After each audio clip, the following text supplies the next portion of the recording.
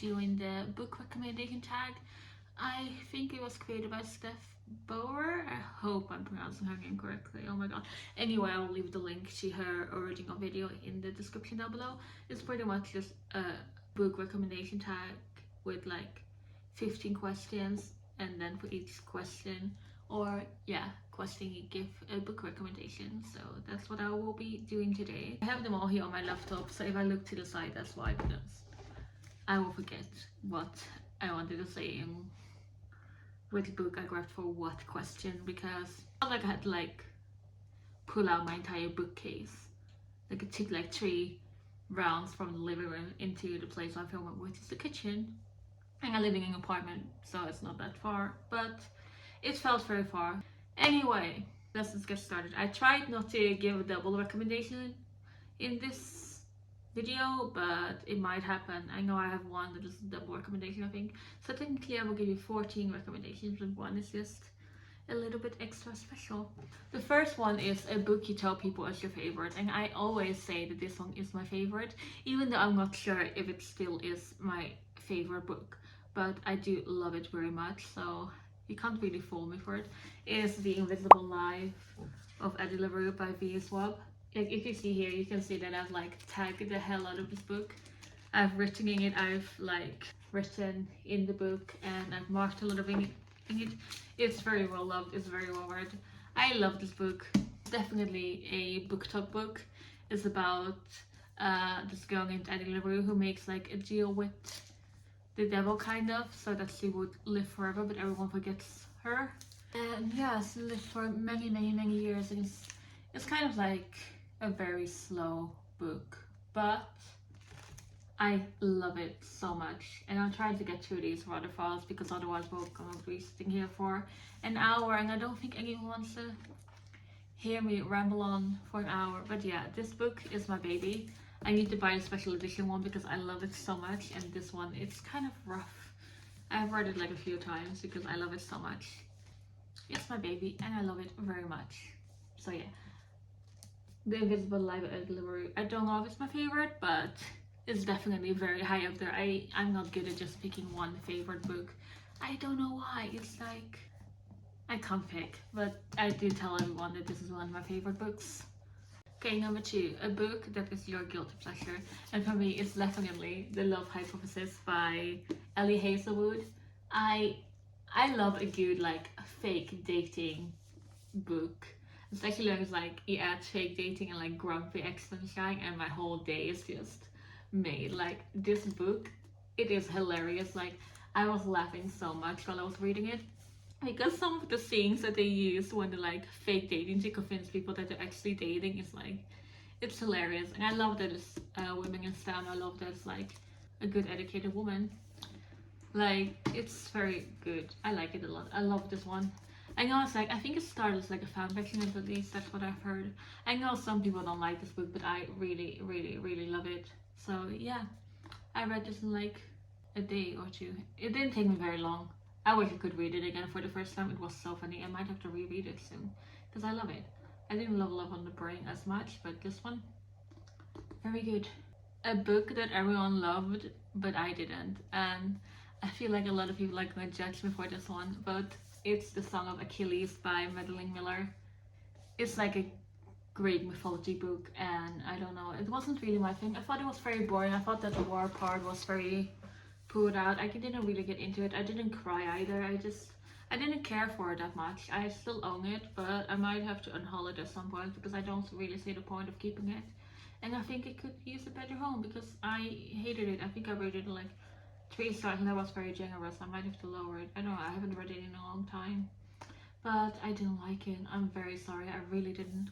I've heard that Cersei is really good, but I'm a bit scared to read that one because I might get it from like the library and see if I like it or not. But yeah, The Song of Achilles, it wasn't my thing at all. No. A book I read the fastest. Well, there were a few options that I had for this. At first I wanted to grab the Honeymooners by Christina Lauren because I read that one so fast. Like I read it in like 3 hours, I think, but it wasn't that. I mean, it was fun. I loved it. I laughed out loud, but I didn't like the characters as much, and the love interest was a bit of a dick. But then I remember that I read Fire Survive by Holly Jackson in like one day because it was so good and I just couldn't put it down. Like I love the Good Girls Guide to Murder series, but this one, like it had me on the edge of my seat the entire time. I was freaking out. And at the end I was like, what did I read? I don't want to give too many spoilers because it's not that, like it came out not that long ago, but it's this year, right? I think so, yeah. It was just so good, I couldn't put it down. So yeah, if you haven't read it yet and you love A Good Girl's Guide to Murder, or you just love like thriller, mystery, suspense, like young adult, then definitely read this. The characters in this suck. You need to read it. If you haven't read it, please. It's so fucking good. A book that deserves more hype. For me, it's Rosalind Palmer Takes a Cake by Alexis Hall.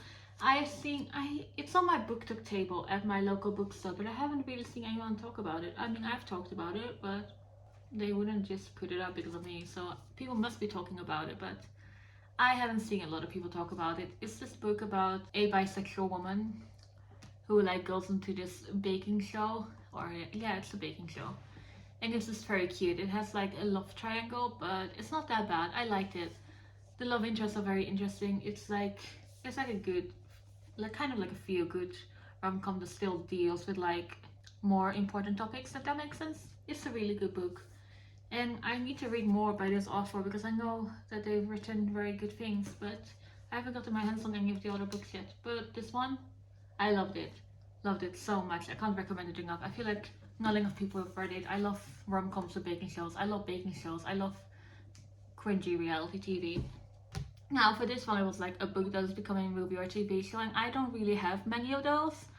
I mean, I own Shadow and Bone, but that one is already a TV show. So I think that Akatar is becoming a TV show or a movie. Wasn't there talk of that? Yeah, anyway, I've read the first 3 books. I haven't read the blue, I don't remember the name, Court of Starlight or something. The blue one I haven't read, and I haven't read what's that one called? Anyway, I've read like the 3 main books. I think you get what I mean if you read Akatar.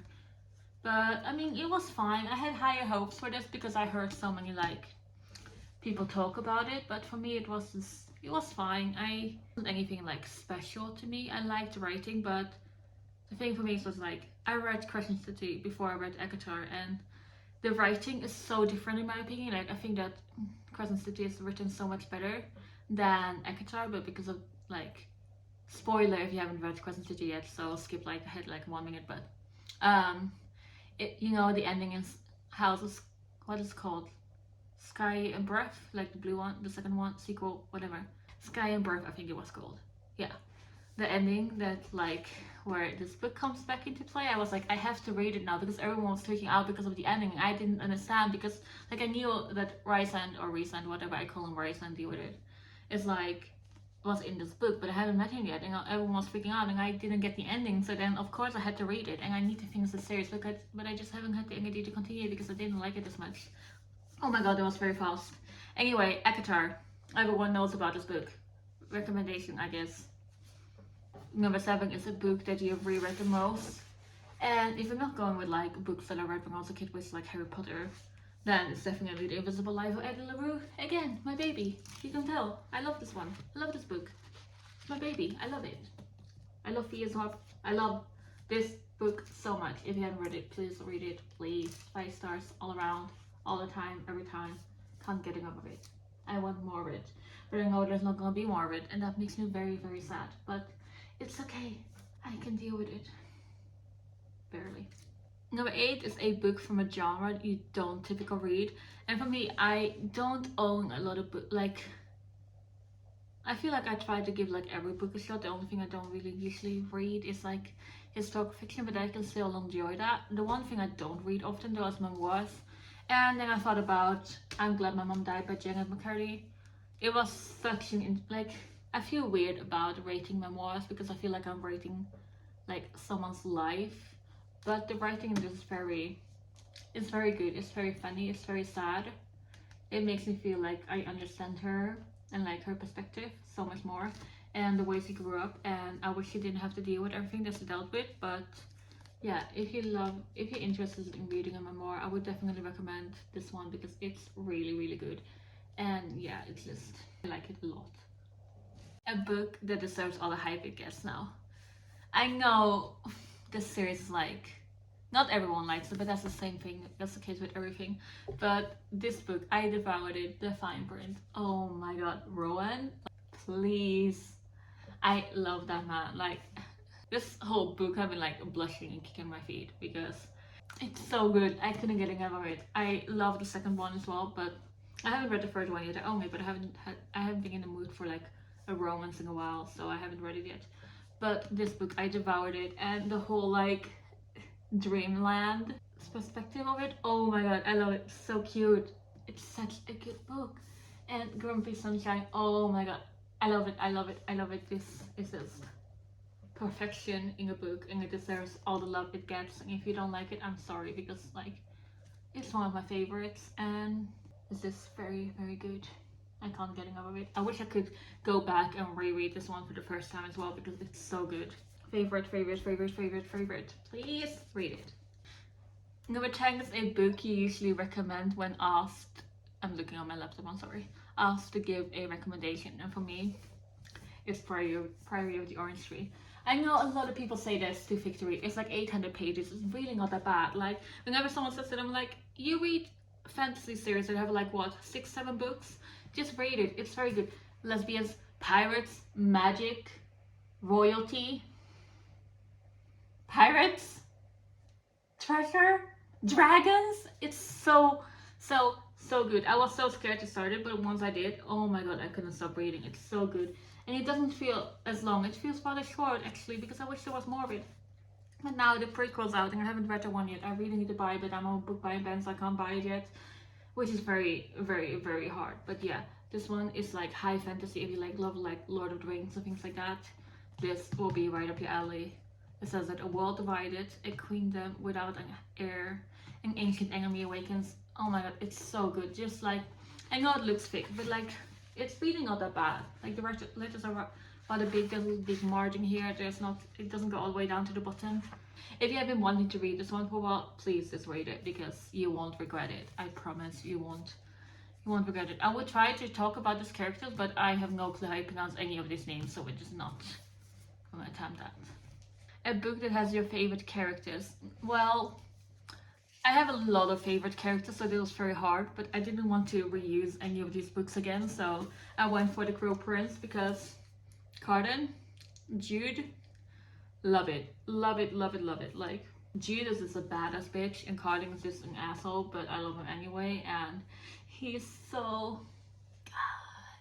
If you've read this one, like, you know, when he sends like the letters to Jude, and it's like, oh my god, like, it's so cute. And like, yeah, it's like enemies to lovers, like politics, lots of war, mostly politics.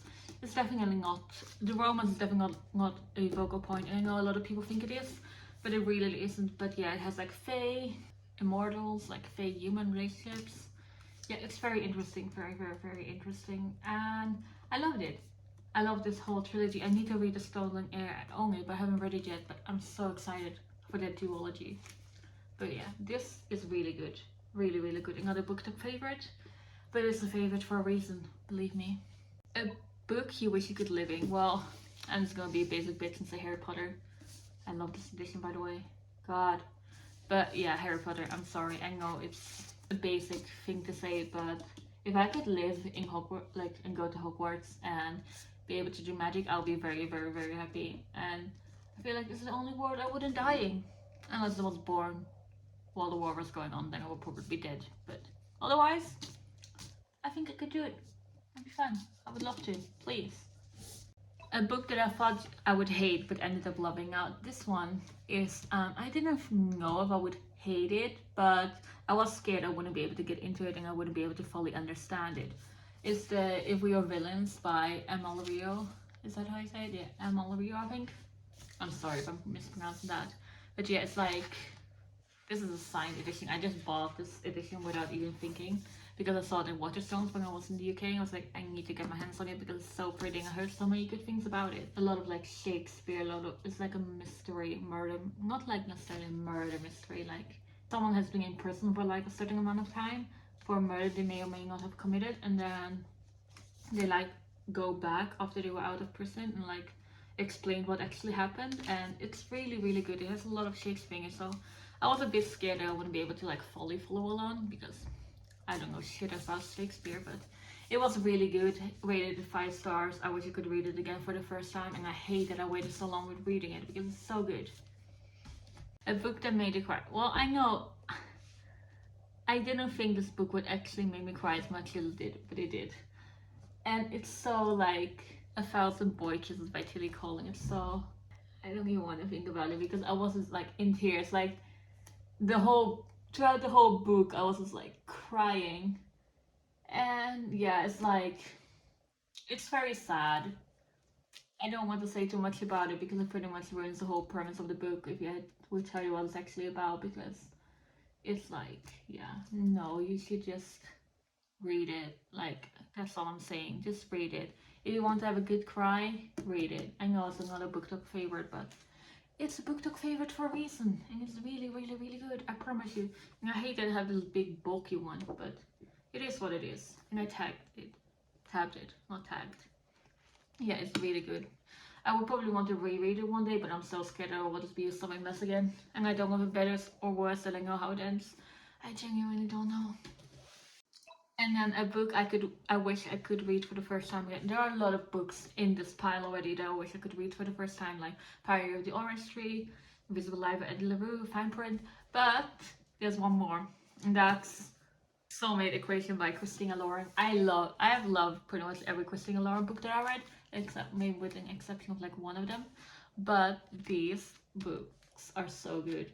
God, it's so good and so funny, and I couldn't put it down. Like, I just kept reading it and reading it and reading it, and I think I pretty much read it in like 2 days because it was so funny. Like, if you need a romantic comedy, like a feel-good thing, Soulmate Equation is where that. Like, if you love like the Honeymooners by Christina Lauren, then you will love this one especially. It's just like, it's sweet, it's funny, it's just perfect. And the love interest in this book, oh my god, I forgot his name. What is his name? Oh, River Pena. Oh my god, River. I love him. I love him. God, this is a perfection. Perfection in a book. If you need to love, read it. Please, I'm begging you, read it. So yeah, these were all my book recommendations. If you want to do this tag, just do it because we can all use some more book recommendations, because even though I'm on my book buy, whenever I go on booktube or BookTok, I still add things to my Amazon wishlist or my Amazon basket, and I'll probably end up buying all of them eventually, and my bank account will be crying, but my heart will be happy. So yeah, thank you all for watching, and I hope you enjoyed this video. Please leave a like if you did. Bye!